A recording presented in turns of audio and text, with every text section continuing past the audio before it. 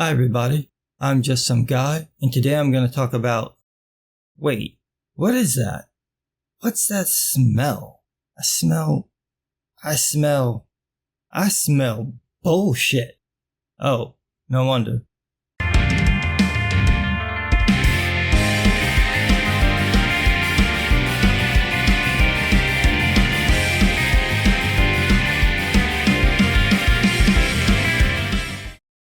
Mags.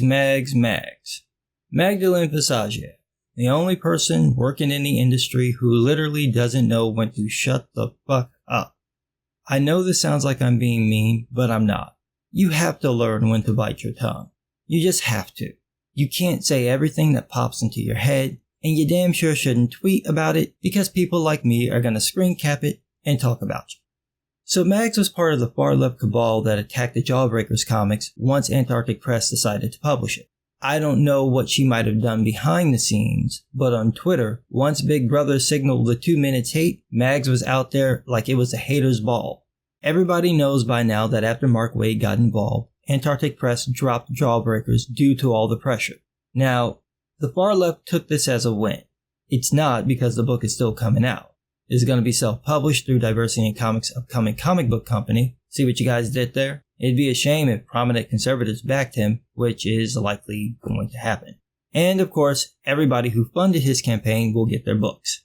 But if you want to count it as a win, the first rule of winning is keeping your fucking mouth shut. You don't want to be a sore winner. You don't want to rub it into people's faces because it makes you look bad. This includes passive-aggressive, condescending, can't we all be friends, but not really, snarky comments.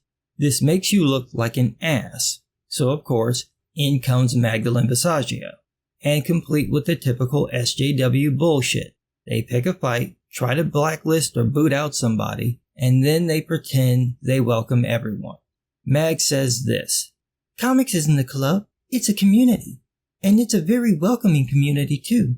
If you want to be a part of it, just show up. Be cool and do your work. Comic pros are chill. When I was up and coming, I had people way above me giving me a hand workshopping my stuff. Oh, I love the way you lie. You're saying it's not a club when you literally have super secret Legion of Doom Facebook groups where you people collude to beat people up, ban their books, and shit talk behind people's backs. Oh, it's not a club. It's not a clique. No. It just looks exactly like that. The comic book community as a whole is a welcoming place. The comic book industry is full of people who punish anybody who doesn't follow the right politics. We've seen this for months. The way that they went after Ethan Van Sciver, John Malin, Sean Gordon Murphy, Howard Chaykin, Antarctic Press, just to name a few. These are people in the industry who got attacked for daring to do something these far-left progressives didn't like.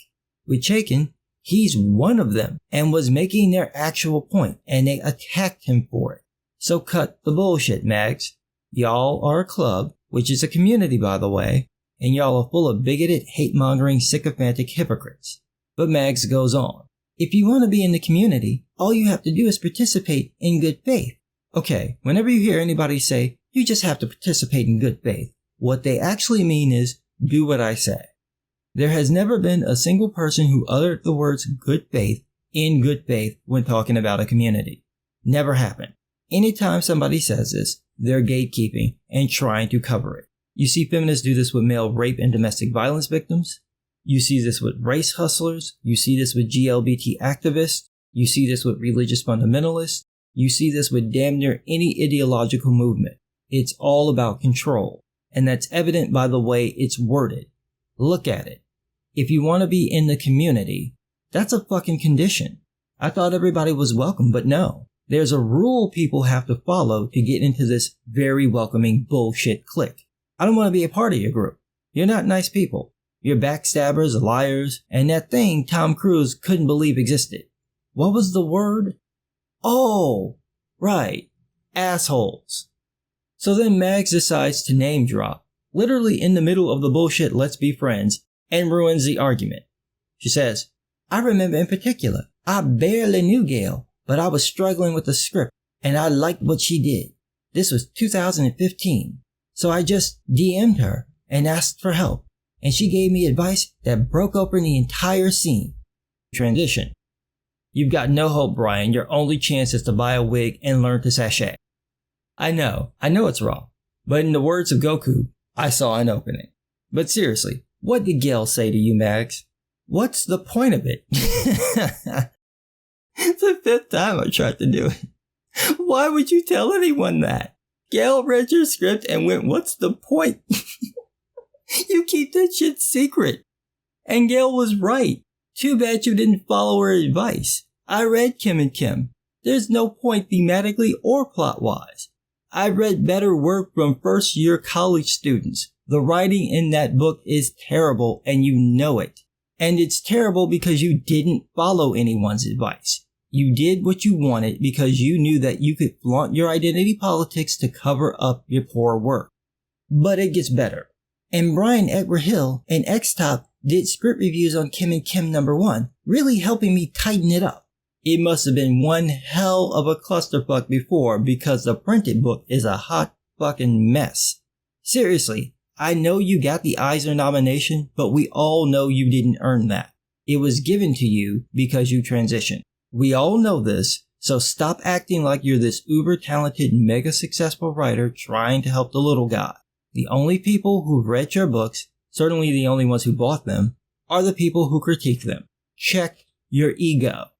So after all the fapping, Max comes back to the point. What it comes down to is we want more people making comics. We're here to help you make comics. And we're thrilled when members of the community graduate into pro work. It's exciting. Really. Is that why you guys colluded to keep Jawbreakers out of comic book stores? Is that why you guys tried pressuring other comic book retailers into going along with this plan? Is that why you spent Thursday and Friday harassing Antarctic Press into dropping Jawbreakers? Is that why you guys were overjoyed when you found out that they did? Is that why you have editors and writers and artists openly stating on social media that they will remember the names of people who disagree with their politics? None of that sounds like the actions of people who want more people into the professional community. Sounds like gatekeeping, and a pretty nasty version of it. She goes on. So consider this an invitation. If you want to make comics here with us. Here. With y'all. Where? At Young Animal? Didn't that just get canned? I guess that Eisner-nominated status didn't push sales, huh? If there's a kind of comic you want to see more of, make it. That's how so many of us got our starts.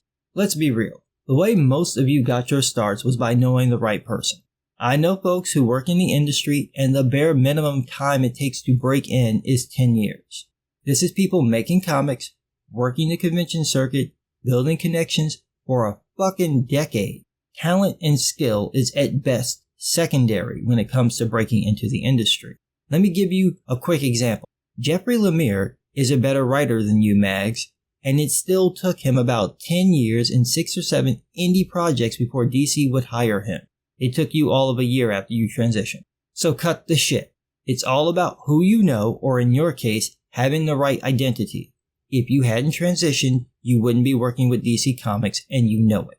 And everybody else knows it. The industry is not based on merit or talent or skill. It is all about who you know, and if you don't know anybody, you could draw like Neil Adams had a love child with Joe Madureira, and you wouldn't get hired. You could write like Garth Ennis mixed with Chris Claremont, and they wouldn't touch you. If you haven't established your name by publishing indie work for quite some time, the big two won't even talk to you. Cut the bullshit. So then somebody popped in and asked about breaking into the industry and getting help from pros. Who can I approach about it? Because I'd love to do so. Just start. There's no rules, no gatekeepers, except the ones saying who can make, promote, and sell comics, what books can be published, who can carry them, and what political positions you have to support to have a chance at a career in the industry. You know, people like you, Mags. Here's the thing. If you wrote as well as you lie, you might actually be worthy of that Eisner nomination. But what do I know? I'm just some guy.